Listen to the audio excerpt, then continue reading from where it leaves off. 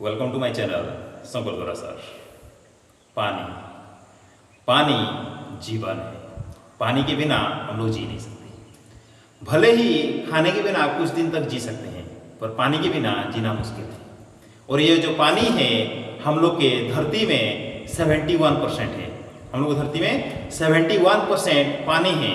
पर ये जो 71% पानी है, उसी 71% पानी में से 96.5% यानी कि 97% ये समुंदर में है, जो नमकीन पानी है। यानी कि वो उसको हम लोग टेस्ट करेंगे तो नमकीन लगेगा। कोई समुंदर गया होगा घूमने के लिए, तो वहाँ का जो पानी है वो अगर थोड़ा सा टेस्ट करेगा तो वो नमकीन लगेगा, वो पीने के लायक नहीं रहता है। पर पीने के लायक जो पानी है, जो अच्छा पानी है, वो पानी जमीनों में मिलता है अलग अलग फॉर्म में। जैसे बर्फ बन के रहता है, पहाड़ियों में रहता है, पोलर रीजन में बर्फ बन के रहता है, और नदियों में पानी बह के जाता है, झरनों में पानी बह के जाता है, तालाबों में रहता है, कुएं में रहता है। इस तरह से अलग अलग जगहों में वो है 3% पानी। ये और एक आश्चर्य वाला चीज है कि हम लोग का शरीर जो है, हम लोग का शरीर जो है उसमें भी पानी है, पर ये भी 70% है। धरती में 71% है, लगभग आसपास है, पर ये हम लोग का शरीर में भी 70% पानी है। वो जो पानी हम लोग के जीवन के लिए बहुत जरूरी है।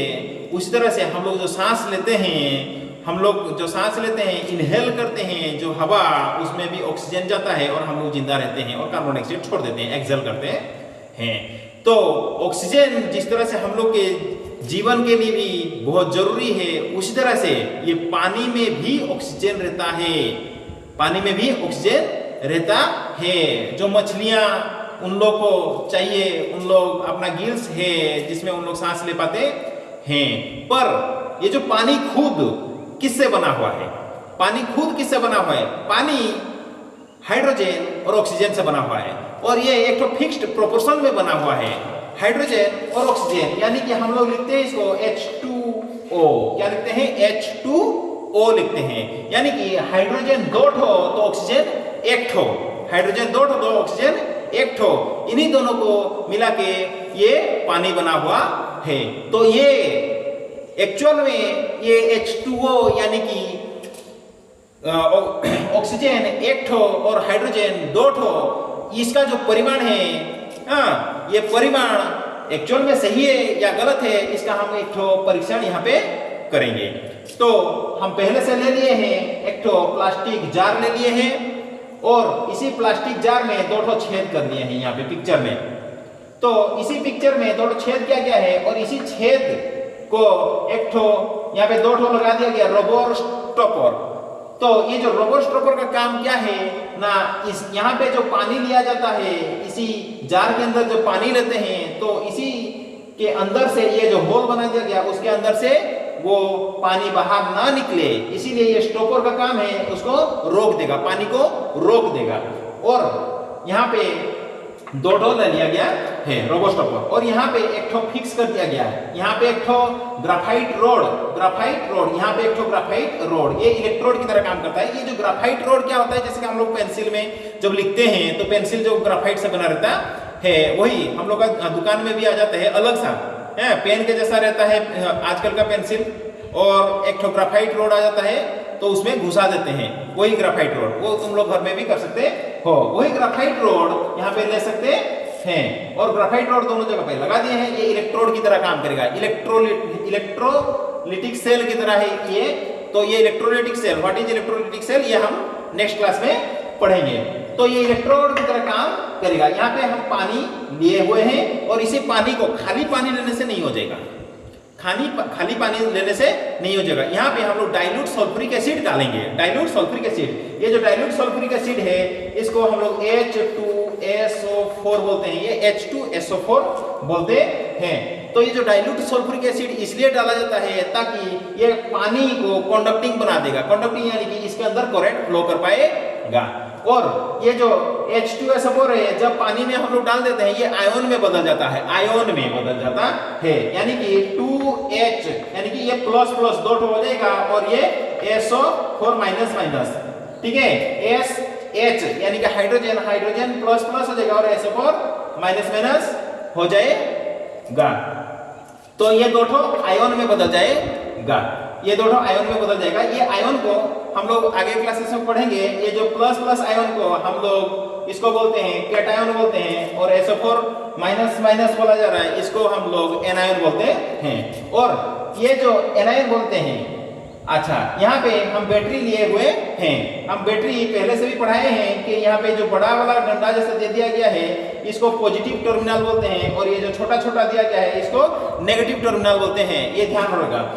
और एक ठो की लगा दिए हैं यहाँ पे की, और ये कंडक्टिंग वायर लगा दिए हैं, जिसलिए ये वाला बड़ा गार है यानी कि ये पॉजिटिव टर्मिनल है, जिसलिए पॉजिटिव टर्मिनल है ये इधर से करंट फ्लो करेगा।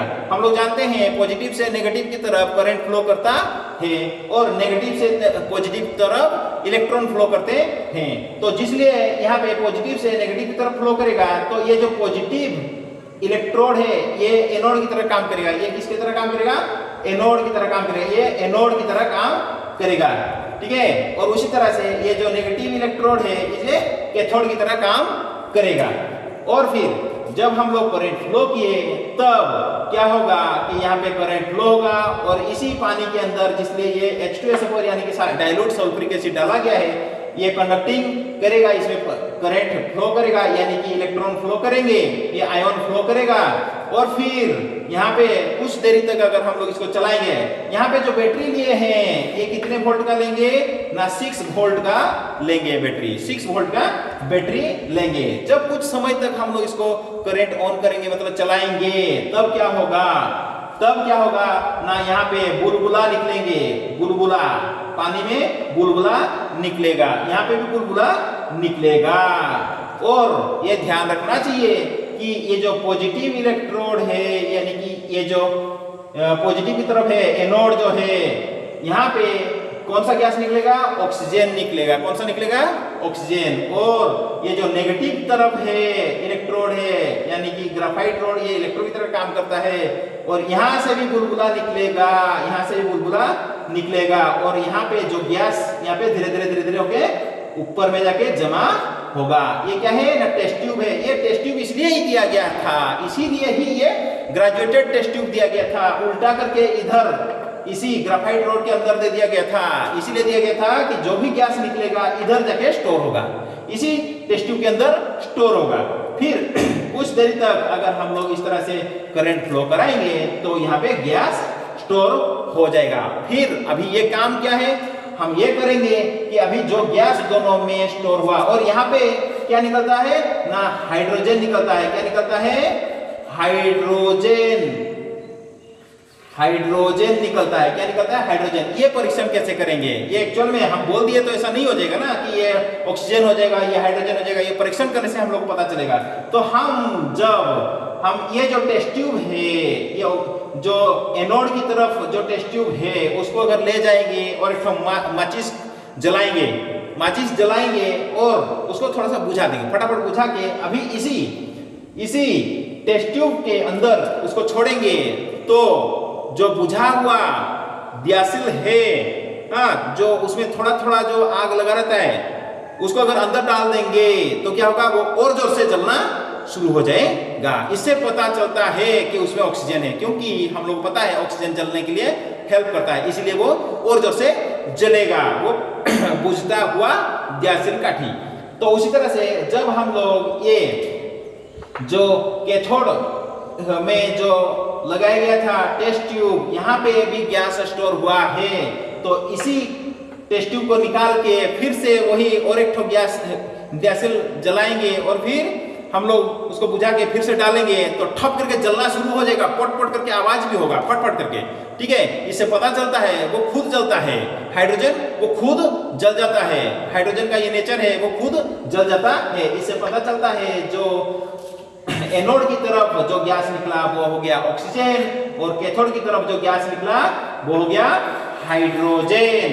ये है उसका परीक्षण कि पानी में से हाइड्रोजन और ऑक्सीजन निकालने का तरीका।